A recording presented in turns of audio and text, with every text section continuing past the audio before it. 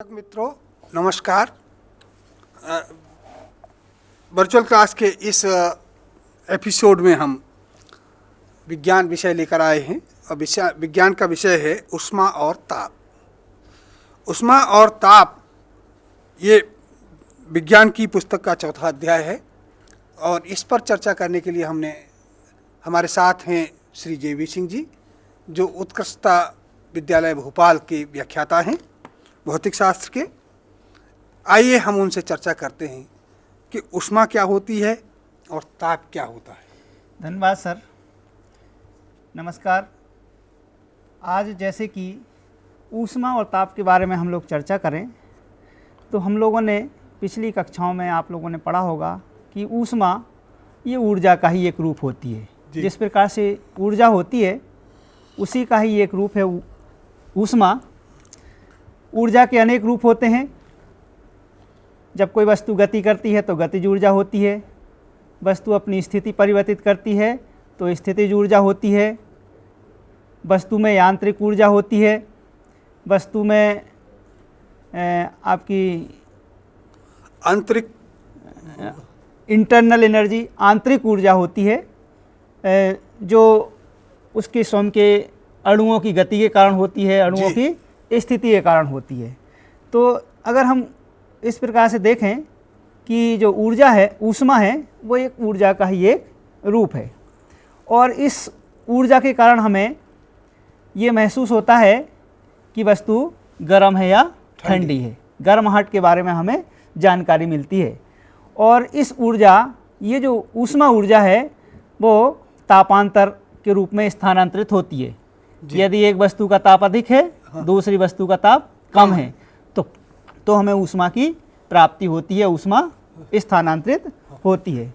तो ऊष्मा का जो अस्तित्व होता है या ऊष्मा जो पाई जाती है वो उसके अंदर पाई जाती है, प्रत्येक वस्तु के अंदर पाई जाती है। और वो आप लोग सब जानते हैं, हम लोग भी जानते हैं कि प्रत्येक पदार्थ अणुओं से मिलकर बना होता है। अणु स्थिर नहीं होते हैं पदार्थ के अंदर जी, अणु गति करते रहते हैं, गतिशील है। हाँ, गतिशील करते हैं, गति रहते हैं और गति करते करते वो आपस में टकराते भी हैं जी।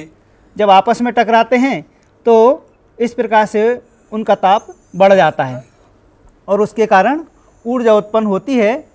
तो इस प्रकार से ये वस्तु की जो ऊष्मा ऊर्जा है वो उसका आंतरिक गुण है जी, जो उसके ताप पर निर्भर करता है जी। ऊष्मा के बारे में हम देखें कि ऊष्मा को नापते कैसे हैं। ऊर्जा को हम सामान्यतः कैलोरी में नापते हैं। कैलोरी अर्थात ऊष्मा का मात्रक होता है। तो इस प्रकार अगर हम इसको स्पष्ट रूप से परिभाषित करें तो आपके सामने स्क्रीन पर दिख रहा होगा कि ऊष्मा ऊर्जा का वह रूप है जो हमें गर्माहट की अनुभूति देता है। जब दो वस्तुओं के बीच ऊर्जा का रूपांतरण उनके तापांतर के कारण होता है तो इस स्थानांतरित ऊर्जा को ऊष्मा कहते हैं। ऊष्मा का अस्तित्व वस्तुओं में निहित अणुओं की गति के कारण होता है। किसी पदार्थ में अणुओं में दो प्रकार की ऊर्जाएं होती हैं। पहली नंबर एक होता है अणुओं में पारस्परिक आकर्षण होता है, उनके बीच बल होता है जिसके कारण होती है स्थितिज ऊर्जा। दूसरा होता है अणुओं की गतिज ऊर्जा। और इस प्रकार से इन दोनों ऊर्जाओं का जो योग होता है वो वस्तु की आंतरिक ऊर्जा कहलाती है और इस आंतरिक ऊर्जा को ही ऊष्मा ऊर्जा कहते हैं। ये अब ऊष्मा ऊर्जा को समझने के लिए जो सबसे महत्वपूर्ण कारक होता है वो होता है वस्तु का ताप। तो ताप क्या है? ये सामान्यतः देखने को आता है कि ताप के बारे में स्पष्ट अवधारणा नहीं बन पाती है कि ताप क्या है जी। तो ताप वस्तु की एक ऊष्मीय अवस्था होती है। ताप से हम केवल यह मालूम करते हैं, यह बोध होता है कि वस्तु गर्म है या ठंडी है। ठीक है कि नहीं? यदि वस्तु ठंडी है इसका तात्पर्य है वस्तु का ताप कम है।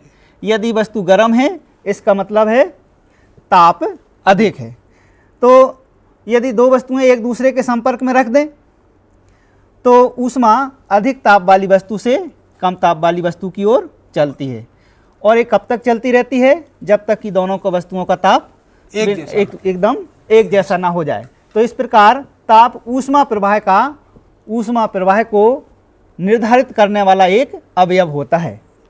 और जिस प्रकार से लंबाई का मात्रक होता है मीटर, द्रव्यमान का मात्रक होता है किलोग्राम, समय का मात्रक होता है सेकंड। उसी प्रकार से ताप के भी मात्रक होते हैं।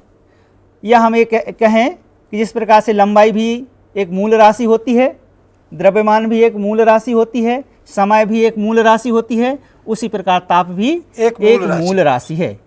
सिंह साहब, आपने कहा कि जब दो चीजें ऐसी संपर्क में आती हैं जिनके ताप भिन्न भिन्न हो तो ऊष्मा का संचरण होता है। ऊष्मा का संचरण जैसे मान लीजिए एक लोहे का गर्म नल है, हाँ, धूप में मई के महीने में या जून के महीने में, हाँ, और उसको हाथ से पकड़ा जाए, हाँ, तो वो हमें गर्म लगता है। तो हमें गर्म लगता है। वो क्यों लगता है? क्योंकि हमारे तापक्रम से उसका तापक्रम ज्यादा है, अधिक है, और वो जब हम उसे हाथ से पकड़ते हैं तो उसमें से ऊष्मा निकलकर हमारे शरीर में प्रवेश करती है और हमें गर्मी का अनुभव होता है। इसलिए हमें वो गर्म लगता है। लेकिन हमें बर्फ ठंडी लगती है। बर्फ ठंडी इसलिए लगती है क्योंकि बर्फ को जब हम पकड़ते हैं तो बर्फ हमारे शरीर से ऊष्मा अपने अंदर अवशोषित करती है और हमारे शरीर से ऊष्मा निकलती है, इसलिए उसे हमें ठंडा लगता है। ठंडा इसलिए लगता है क्योंकि बर्फ का ताप हमारे शरीर के ताप से कम होता है और हमारे शरीर से ऊष्मा बर्फ में जाती है और हमारे शरीर की ऊष्मा में कमी होती है और इस प्रकार से हमें ठंडी लगती है। तो इस प्रकार से ताप की अवधारणा से हमें ये मालूम चलता है कि ऊष्मा कहाँ से कहाँ की ओर प्रवाहित होती है। यदि वस्तु का ताप अधिक है तो ऊष्मा अधिक ताप से कम ताप की ओर प्रवाहित होगी। कभी भी ऊष्मा कम ताप से अधिक ताप की ओर प्रवाहित नहीं होती है। तो अब इस प्रकार से हम ऊष्मा और ताप के बीच में अंतर स्पष्ट कर सकते हैं कि ताप क्या है और ऊष्मा क्या है। तो इसका जो प्रमुख अंतर है, ऊष्मा ऊर्जा का रूप होती है जी, और ताप वस्तु की ऊष्मीय अवस्था को प्रदर्शित करता है जी। जो ऊष्मा है, पहला अंतर है, ऊष्मा ऊर्जा का रूप है, जबकि ताप ऊष्मा की अवस्था को प्रदर्शित करती है कि ऊष्मा अधिक है या कम है, या ऊष्मा का प्रवाह किधर से किधर होगा ये बताता है। दूसरा है ऊष्मा का मात्रक कैलोरी होता है। ताप का मात्रक डिग्री सेल्सियस भी हो सकता है, फ़ारेनहाइट भी हो सकता है, केल्विन भी हो सकता है। भिन्न प्रकार के मात्रक हो सकते हैं। यदि दो वस्तुओं को हम आपस में मिला दें, ऊष्मा के लिए अगर हम दो वस्तुओं को मिला दें, ठीक है, एक वस्तु ठंडी है और दूसरी वस्तु क्या है, गर्म है, तो ऊष्मा हमेशा गर्म वस्तु से ठंडी वस्तु की ओर प्रवाहित होगी।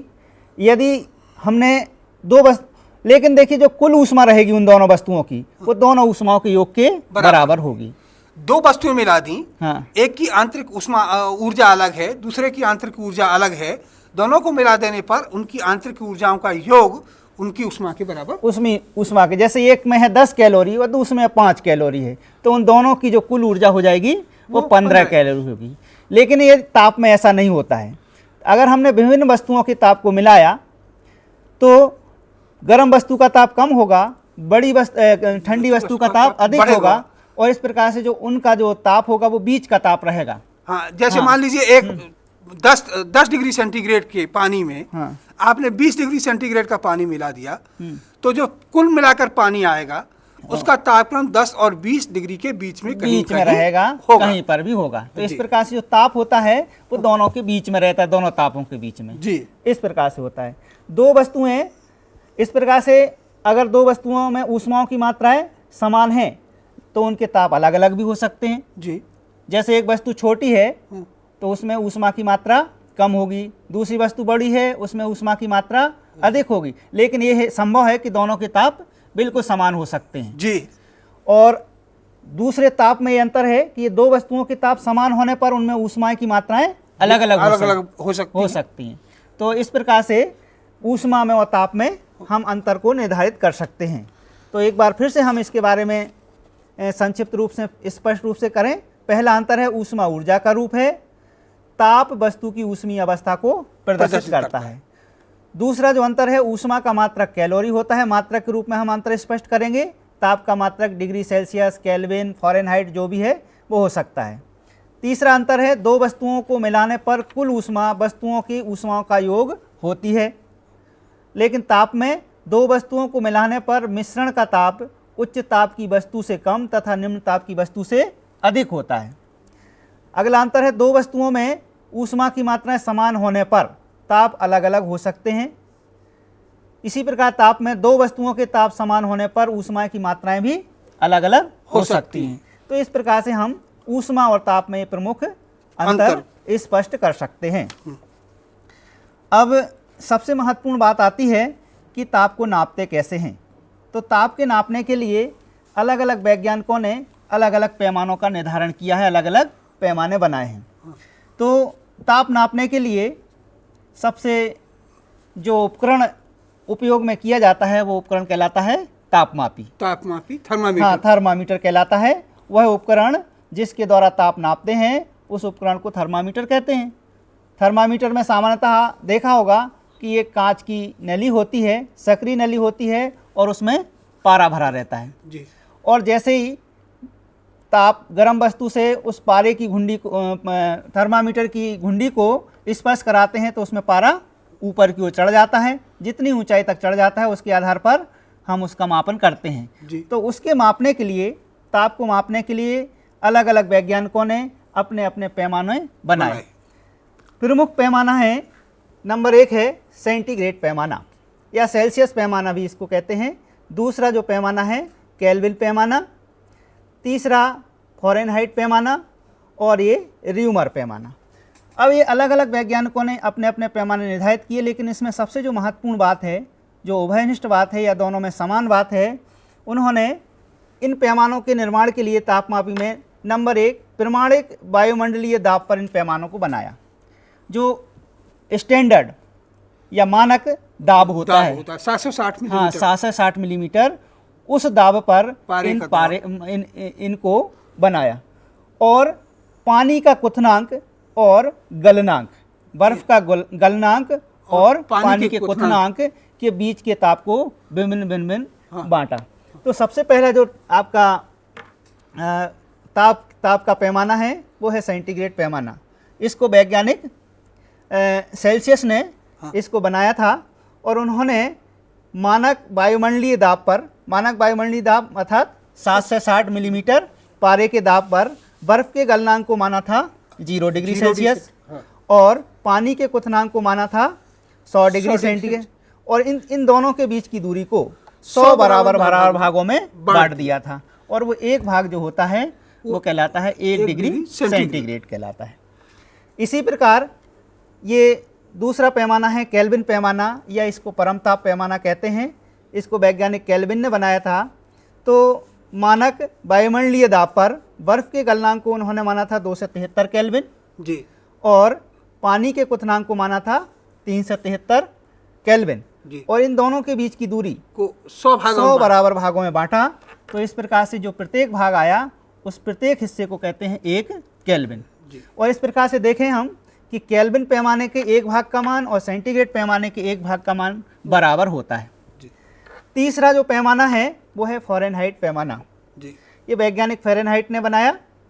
उन्होंने बर्फ के गलनांक को माना 72 डिग्री फ़ारेनहाइट और पानी के क्वथनांक को माना 2 से 12 फ़ारेनहाइट और इस पूरे की पूरी लंबाई को 1 से 80 बराबर भागों में विभक्त किया।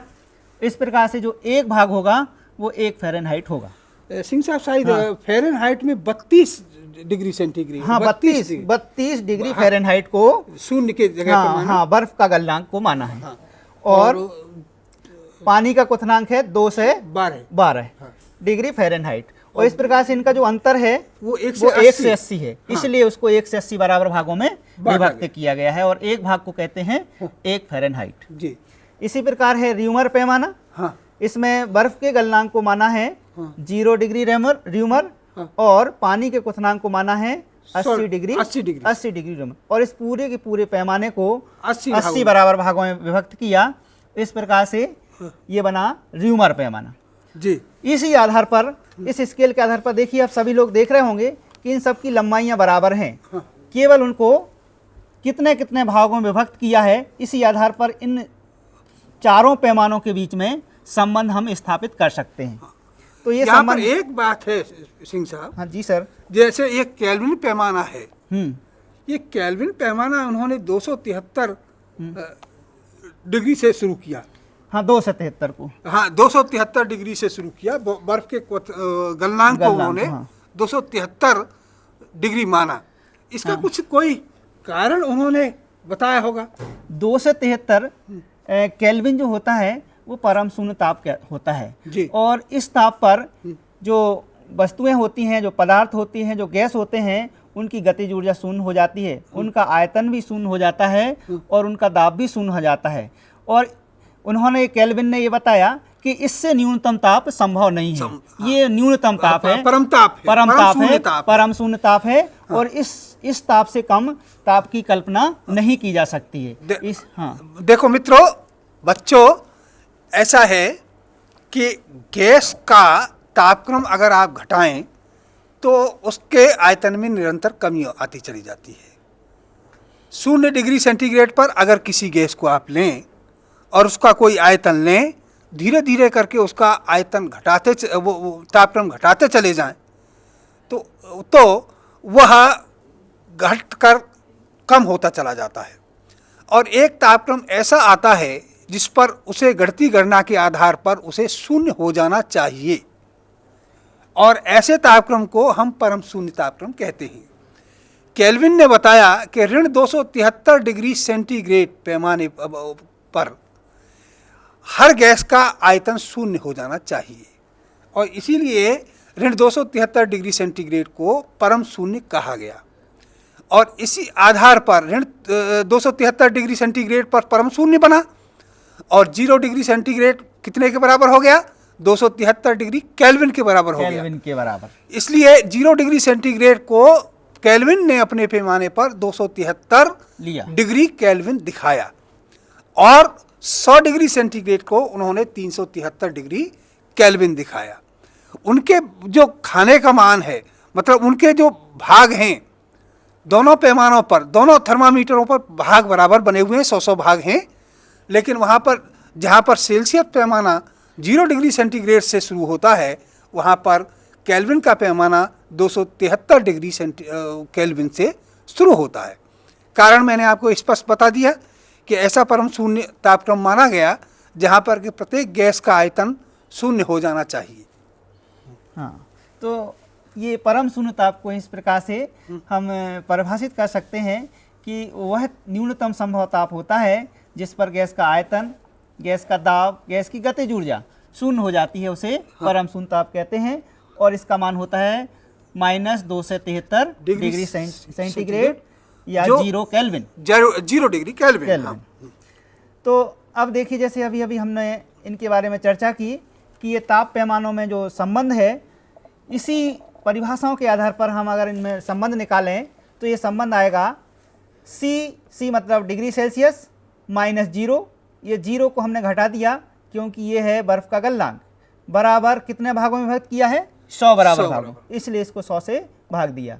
इसी प्रकार से बराबर करके के मतलब केल्विन में से हमने 273 को घटाया। ये 273 इसलिए घटाया क्योंकि यहाँ पर 273 बर्फ का गलनांक माना है, तो बर्फ के गलनांक को हम हर एक में से घटा रहे हैं और इसको 100 से भाग दिया क्योंकि 100 बराबर भागों में बांटा गया था। तो इसी प्रकार से अगर फ़ारेनहाइट में आए तो F में से हमने 32 को घटाया है। 32 इसलिए घटाया क्योंकि फ़ारेनहाइट पैमाने पर हमने बर्फ का गलनांक 32 माना है और उसके बीच के जो भाग है उसको बर्फ के गलनांक और पानी के क्वथनांक के बीच के भाग को हमने 180 भागों में बांटा है, इसलिए 180 का भाग दिया। और इसी प्रकार से र्यूमर पैमाने में हमने बर्फ के गलनांक को 0 माना है, तो R-0/80 क्योंकि 80 बराबर भागों में बांटा है, इसलिए इस प्रकार से ये सूत्र आया। इसको हम अगर सरलतम रूप में विभक्त करें या व्यक्त करें तो बराबर होगा C/5। ये सभी में देखिए 20 आपका 20 से भाग जाएगा, तो C/5 बराबर K-273/5 बराबर F-32/9 बराबर R/4। इनको अगर हम अलग अलग संबंध इनका हम निकालें कि डिग्री सेल्सियस और केल्विन में क्या संबंध है, तो C बराबर होगा K-273 जी। यदि हम डिग्री सेल्सियस और फ़ारेनहाइट में संबंध निकालें तो यह आ जाएगा C/5 बराबर F-32/9 जी। यदि हम डिग्री सेल्सियस और र्यूमर में संबंध निकालें तो C/5 बराबर R/4। हाँ। तो इस प्रकार से हमें ये संबंध सूत्र प्राप्त, हाँ, और इस होता इन है। सूत्रों का क्या महत्व है कि हम एक पैमाने से हम दूसरे पैमाने में ताप को बदल सकते परिवर्तित हैं। कर सकते हैं। आपकी पुस्तक में भी प्रश्नवाला है 41 पेज पर, इसमें भी बहुत से सवाल दिए हैं जो एक प्रणाली से दूसरी प्रणाली में परिवर्तन करने के लिए दिए हैं। जैसे जैसे हाँ, एक ये प्रश्न है ऋण 40 डिग्री, हाँ, ये प्रश्न है 14वें प्रश्न का दूसरा, ऋण 40 डिग्री फ़ारेनहाइट को सेंटीग्रेड में बदलना है। हाँ, तो ये एक प्रश्न है -40 डिग्री फ़ारेनहाइट को सेल्सियस तापक्रम में व्यक्त कीजिए या बदलिए।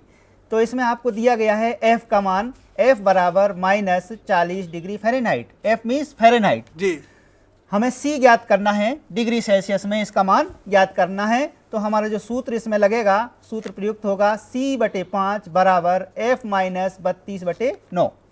अब इस सूत्र में हम F की जगह -40 रखेंगे, तो आपका आएगा अगला स्टेप C/5 बराबर -40 - 32/9। -40 और -32 को हम जब जोड़ेंगे तो C/5 बराबर आ जाएगा -72/9। 72 में 9 से जब भाग जाएगा तो C/5 बराबर आएगा -8, और इस प्रकार से C बराबर आ जाएगा -40 डिग्री सेल्सियस। इस प्रकार से हमने डिग्री फ़ारेनहाइट को डिग्री सेल्सियस में बदल दिया। बच्चों ये जो प्रश्न है ये बड़ा महत्वपूर्ण है, क्योंकि ये एक ही ऐसा अंक है जो सेल्सियस पैमाने पर और फ़ारेनहाइट पैमाने पर दोनों पर एक जैसा है, एक जैसा रहता है। अगर आपसे ये पूछा जाए कि वो कौन सा तापक्रम है जो सेंटीग्रेड पैमाने पर और फ़ारेनहाइट पैमाने पर एक जैसा प्रदर्शित होता है, तो आप बताएंगे ऋण 40 डिग्री सेंटीग्रेड या ऋण 40 डिग्री फ़ारेनहाइट ही एक ऐसा तापक्रम है जो दोनों पैमानों पर एक जैसा दिखाई देता है। इसी प्रकार से अगर हम दूसरा प्रश्न हम देखें तो इसमें आपका ये प्रश्न वाला में होगा, ये है 98.6 फ़ारेनहाइट को परम ताप में बदलिए। ये सवाल है आपका 13वें सवाल का दूसरा भाग। तो इसमें हमें फिर वही देखिए दिया है फ़ारेनहाइट, F का मान दिया है 98.6 डिग्री फ़ारेनहाइट। अब इसमें हमारा जो सूत्र लगेगा वो सूत्र होगा K - 273/5 बराबर F - 32/9। जी, ये सूत्र लगेगा, और इस सूत्र में F की जगह हम 98.6 लिखेंगे। तो अगला स्टेप होगा हमारा K - 273/5 बराबर 98.6 - 32/9। और इस प्रकार से अगर हम इसको हल करें, K - 273/5 बराबर ये 98.6 में से जब हमने 32 घटाया तो ये आएगा 66.6। 66.6 में जब हम 9 का भाग देंगे तो आ जाएगा आपका अगला K - 273/5 बराबर 7.4। इस 7.4 में हम जब वज्र गुणा करेंगे, क्रॉस गुणा करेंगे 5 से, तो K - 273 बराबर आएगा 37।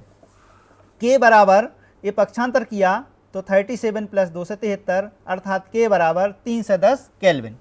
तो इस प्रकार से हम डिग्री फ़ारेनहाइट को केल्विन में बदल सकते हैं, और इनको एक पैमाने से दूसरे पैमाने में बदलने के लिए ये बहुत महत्वपूर्ण प्रश्न होते हैं। जी। इसी प्रकार अगला हमारा एक और प्रश्न है कि 50 डिग्री सेंटीग्रेड को डिग्री फ़ारेनहाइट में बदलिए। अब हमें इसको डिग्री सेंटीग्रेड को डिग्री फ़ारेनहाइट में बदलना है। तो इसमें भी आपकी प्रश्नावली का दिया होगा C बराबर 50 डिग्री फ़ारेनहाइट 50 डिग्री सेंटीग्रेड।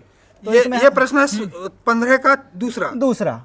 तो इसमें सूत्र लगेगा C/5 बराबर F - 32/9।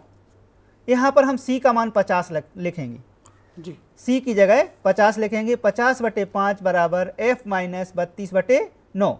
50 में जब 5 का भाग जाएगा तो 10 आएगा, बराबर F - 32/9। हम जब इस प्रकार से क्रॉस गुणा करेंगे तो F - 32 बराबर आ जाएगा 90, और पक्षांतर करने पर F बराबर 90 + 32 या F बराबर 122 डिग्री फ़ारेनहाइट। तो इस प्रकार से 50 डिग्री सेंटीग्रेड है वो 122 फ़ारेनहाइट के बराबर होगा। तो इस प्रकार से हम कोई भी प्रश्न है वो एक पैमाने से हम दूसरे पैमाने में उसको बदल सकते हैं। ये अभी हमने विचार किया था कि परम शून्य ताप क्या है। इसके बारे में हमने पहले ही बता दिया कि ऐसा ताप होता है जिस पर जिसका मान -273 केल्विन होता है। इस पर गैस की गतिज ऊर्जा 0 होती है। केल्विन पैमाने पर, हाँ, एक और अभी एक महत्वपूर्ण क्वेश्चन है कि ऐसा कौन सा पैमाना होता है जिस पर ऋणात्मक ताप संभव नहीं होता है। जी। तो केवल ये एक ही पैमाना ऐसा है, परम ताप पैमाना या केल्विन पैमाना, जिस पर कोई भी ताप ऋणात्मक नहीं होता है। हाँ, यहाँ पर मैं ये बात स्पष्ट कर दूं कि देखो 3 जो पैमाने हैं आपके, सेल्सियस पैमाना जो सेल्सियस ने बनाया था, सेंटीग्रेड में जाना जाता है। फ़ारेनहाइट पैमाना जो फ़ारेनहाइट नाम के वैज्ञानिक ने बनाया, जिसका बर्फ़ का गलनांक 32 डिग्री फ़ारेनहाइट है। और र्यूमर पैमाना जिसका गलनांक बर्फ़ का गलनांक 0 डिग्री सेंटीग्रेड 0 डिग्री र्यूमर है। तो 0 डिग्री सेंटीग्रेड, 32 डिग्री फ़ारेनहाइट और 0 डिग्री र्यूमर, ये तीनों एक जैसे पैमाने हैं। इनमें बर्फ़ के गलनांक तीनों में 0, 32 और 0 है। तो इन बर्फ़ के नीचे भी तापक्रम जाता है। ऐसा नहीं है कि बर्फ़ से नीचे तापक्रम नहीं जाता। आप सुनते हैं ना कि कश्मीर का तापक्रम -5 डिग्री सेंटीग्रेड हो गया, -5, -10। कभी कभी ऐसा है, मध्य प्रदेश में भी एक उमरिया जगह है जहाँ का तापक्रम कभी कभी माइनस में चला जाता है। हाँ। शिमला का, गुवाहाटी का और कुल्लू का, मनाली का, कश्मीर का, श्रीनगर का, डलहौजी का, इनका तापक्रम तो अधिकांश ठंड के दिनों में -1 डिग्री सेंटीग्रेड में रहता ही है। अगर इनके तापक्रम माइनस में ना होते तो वहाँ पर तापक्रम कैसे नापा जाता। इसलिए ये तीनों पैमाने ऋणात्मक तापक्रम को भी मापते हैं। लेकिन चूंकि हमने केल्विन पैमाना ऐसा बनाया है जिसमें हमने परम शून्य को शून्य माना है। परम शून्य मतलब जिससे तापक्रम नीचे जा ही नहीं सकता। हाँ। ऐसे शून्य को हमने शून्य माना है। इसलिए परम शून्य तापमापी या केल्विन का तापमापी ऐसा तापमापी है जिसमें कोई भी ऋणात्मक ताप नहीं होता। अब ये तापमापी में हम तापमापी वे उपकरण होते हैं जिनके द्वारा हम ताप का मापन करते हैं। तो तापमापी में सामान्यतः पारे का उपयोग किया जाता है। तापमापी बनाते समय पारे का उपयोग किया जाता है। सारे थर्मामीटर आपके, चाहे वो क्लिनिकल थर्मामीटर हो, चाहे सेल्सियस थर्मामीटर हो, चाहे रीमर थर्मामीटर हो, चाहे आपके फ़ारेनहाइट थर्मामीटर हो, इनमें अक्सर पारे का उपयोग किया जाता है। मैं ये नहीं कहूँगा कि हमेशा पारे का उपयोग किया जाता है, क्योंकि पारे के अतिरिक्त भी कुछ अन्य पदार्थ हैं जिनके कि थर्मामीटर बने हुए हैं। हाँ। परंतु जितने थर्मामीटर हमारे यहाँ उपयोग में आते हैं उसमें अधिकांशतः पारे का उपयोग किया जाता है। मैं सिंह साहब से ये जानना चाहूँगा कि पारे का उपयोग हम इतना अधिक क्यों करते हैं। पारा तो बहुत महंगा पदार्थ है, पानी का उपयोग क्यों नहीं कर लेते उसकी जगह पर। हाँ। पानी सर्वत्र उपलब्ध है और बड़ी आसानी से मिल जाता है। लेकिन पारे के कुछ ऐसे विशेष गुण हैं जिसके कारण हम थर्मामीटर में पारे का उपयोग करते हैं। उसका पहला गुण क्या है कि पारा एक समान रूप से प्रसारित होता है जी। कम ताप हो या अधिक ताप हो, उसका प्रसार हमेशा एक जैसा होता है। इसलिए ताप नापने में शुद्धि रहती है जी। शुद्धतापूर्वक उसके द्वारा ताप नाप सकते हैं। एक तो प्रमुख ये इसका महत्व है कि पारे में जो प्रसार होता है वो एक समान रूप से होता है। नंबर दूसरा जो महत्व है इसका कि ये जो पारा है वो कांच की नली से चिपकता नहीं है जी। एक बार चढ़ गया फिर उतर आएगा, लेकिन वो चिपका नहीं रहेगा। नहीं तो उसके कण अगर चिपके रह जाएं तो बड़ी दिक्कत देंगे। दूसरे पदार्थ जो होते हैं उनके कुछ ना कुछ कण चिपके हुए रह जाते हैं, जिसके कारण से ताप मापने में दिक्कत होती है, अशुद्धि आती है। तीसरा जो गुण है कि पारा चमकीला होता है। चमकीला होने के कारण ये तुरंत हम इसकी पाठ्यांक आसानी से स्पष्ट रूप से दिखाई दे जाता है। धात्विक चमक इसमें होती है, जिसके कारण से स्पष्ट दिखाई दे जाता है। और जो सबसे महत्वपूर्ण जो इसका गुण है कि पारे का जो हिमांक है, गलनांक है, -39 डिग्री सेल्सियस होता है। ये बर्फ के रूप में -39 डिग्री सेल्सियस होता है। और क्वथनांक होता है वो 356 डिग्री सेल्सियस होता है। तो एक बड़ी रेंज हमें मिल जाती है। एक बहुत बड़ा परास मिलता है कि हम बहुत कम ताप भी इससे नाप सकते हैं और बहुत अधिक ताप भी नाप सकते हैं। ये इसके जो प्रमुख गुण हैं पारे के, इन गुणों के कारण जो कि दूसरे पदार्थों में नहीं पाए जाते हैं। जी, पानी में ये गुण नहीं पाए जाते। पानी कांच की दीवार से चिपकता भी है। पानी का प्रसार एक जैसा नहीं होता। पानी का प्रसार में एक विसंगति और है। सारे पदार्थ दुनिया के क्या करते हैं, उष्मा पाकर फैलते हैं और ठंड पाकर सिकुड़ते हैं। अगर उन्हें गर्म किया जाए तो वो फैलेंगे और अगर उन्हें ठंडा किया जाए तो वो सिकुड़ेंगे। हाँ। लेकिन पानी एक ऐसा पदार्थ है जो 4 डिग्री सेंटीग्रेड से अगर उसे गर्म किया जाए तो भी फैलेगा और 4 डिग्री सेंटीग्रेड से ठंडा किया जाए तो भी फैलेगा। सिकुड़ने की बजाय वो 4 डिग्री सेंटीग्रेड से ठंडा करने पर फैलता है, जिसे हम पानी का विलक्षण प्रसार कहते हैं। असमान प्रसार कहते हैं। देखिए आपको ये चित्र में भी आपको दिखाई देगा कि ये पानी का प्रसार दिखाया गया है, जिसमें ये 4 डिग्री सेल्सियस पर आप देखेंगे 4 डिग्री सेंटीग्रेड पर पानी का आयतन सबसे कम होता है जी। 4 डिग्री सेंटीग्रेड से यदि अधिक है तो ये पानी फैलता है, 4 डिग्री से कम है तो भी पानी का प्रसार होता है जी। तो इस प्रकार से यदि हम ताप कम करें तो पानी का आयतन प्रारंभ में घटता चला जाएगा। 4 डिग्री सेल्सियस पर सबसे कम आयतन हो जाएगा। 4 डिग्री सेल्सियस के बाद भी अगर हमने ताप को कम किया तो पुनः पानी का आयतन बढ़ना शुरू हो जाता है। तो इस असमान प्रसार के कारण, इस विलक्षण प्रसार के कारण ये पानी में एक विशेष गुण होता है। पानी का प्रयोग हम थर्मामीटर में नहीं कर सकते हैं और पानी में ना कोई धात्विक चमक भी नहीं होती। धात्विक चमक भी नहीं होती। दूसरा ऐसा है कि पानी के मॉइस्चर अगर किसी नली में, कांच की नली में प्रवेश कर गए तो वो कांच की नली को धुंधला करते थे। धुंधला कर देते हैं। उसका पाठ्यांक लेना बड़ा मुश्किल हो जाता है। इसलिए हम पानी का प्रयोग थर्मामीटर में नहीं कर सकते। इसके बाद और संक्षिप्त में हम बता दें कि जो हम सामान्य रूप से आपका डॉक्टरी थर्मामीटर या ज्वर थर्मामीटर हो जाता है, जो हमें बुखार नापने के लिए उपयोग में लाते हैं, उसको हम कहते हैं ज्वर तापमापी या डॉक्टरी थर्मामीटर।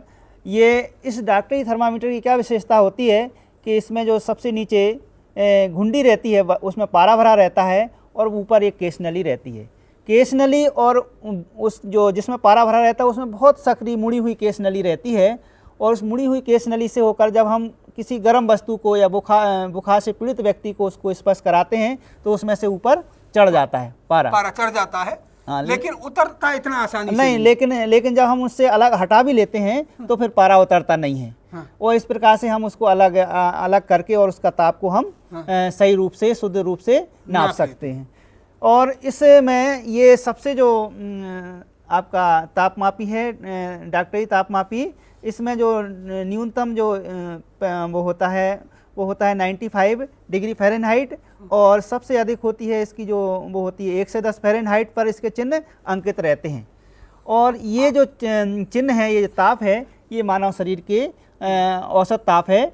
और ये मानव शरीर का जो स्वस्थ व्यक्ति का जो ताप होता है 98.4 डिग्री फ़ारेनहाइट होता है, उस पर एक लाल निशान लगा रहता है जो अलग से दिखे। हाँ, जो अलग से दिखे। ये स्वस्थ मनुष्य का ताप है। यदि पारा उससे ऊपर चढ़ जाता है तो ये मालूम चल जाता है कि व्यक्ति बुखार से पीड़ित है और इस प्रकार से उसका ताप नाप लेते हैं। ये देखिए, वास्तव में ये एक फ़ारेनहाइट पैमाना है, फ़ारेनहाइट थर्मामीटर है। बस इसमें दो अंतर किए गए हैं। एक तो इसको 32 डिग्री फ़ारेनहाइट से शुरू नहीं किया गया क्योंकि उसकी आवश्यकता नहीं पड़ती। मनुष्य का केवल इसमें बुखार नापना होता है, इसलिए इसमें जो न्यूनतम चिन्ह लगाया गया है वो 95 डिग्री फ़ारेनहाइट का लगाया गया है। और इसमें 1 से 10 डिग्री फ़ारेनहाइट तक के चिन्ह लगे हैं क्योंकि 1 से 10 डिग्री सेंटीग्रेड फ़ारेनहाइट से ज़्यादा तापक्रम मनुष्य का हो नहीं सकता है। इसलिए इतना ही बड़ा पैमाना इसमें बनाया गया है।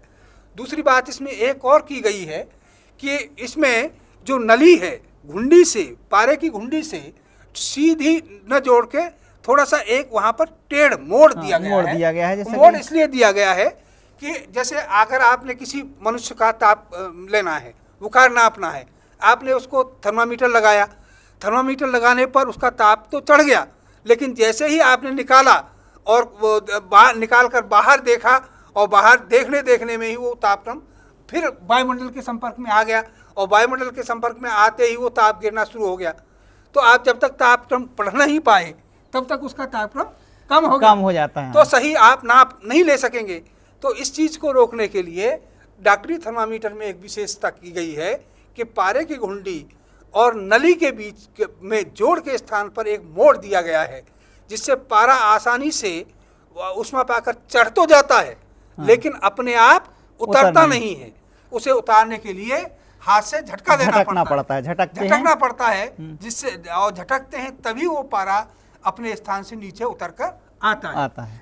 इस तरीके से हमने आज काफ़ी बातें सिंह साहब से की। सिंह साहब ने हमें काफ़ी जानकारियाँ दी कि किस तरीके से ऊष्मा क्या है, आंतरिक ऊर्जा और ऊष्मा में क्या संबंध होता है, ताप क्या है, फिर ताप को नापने की कौन कौन सी विधियां हैं, कौन कौन से थर्मामीटर हैं, उनके पैमानों में आपस में क्या रिलेशन है। एक पैमाने पर अगर हमें कोई ताप दिया है तो उससे हम दूसरे पर ताप कैसे ज्ञात कर सकते हैं। और इसके अलावा एक चीज़ कि ऊष्मा और ताप में क्या अंतर है, ये सब चीज़ें हमने अभी सिंह साहब से जानकारी ली। तो बच्चों, ये आज हमारी विज्ञान की अंतिम कक्षा थी और हमने अंतिम कक्षा में आपको ऊष्मा और ताप पर यह जानकारी दी। कल से चूँकि परीक्षाएं शुरू हो रही हैं, इसलिए कल से कक्षाएं बंद कर दी जाएंगी। अब अंग्रेजी की कक्षा के लिए तैयार हो जाइए और तब तक के लिए हमें विदा दीजिए। धन्यवाद।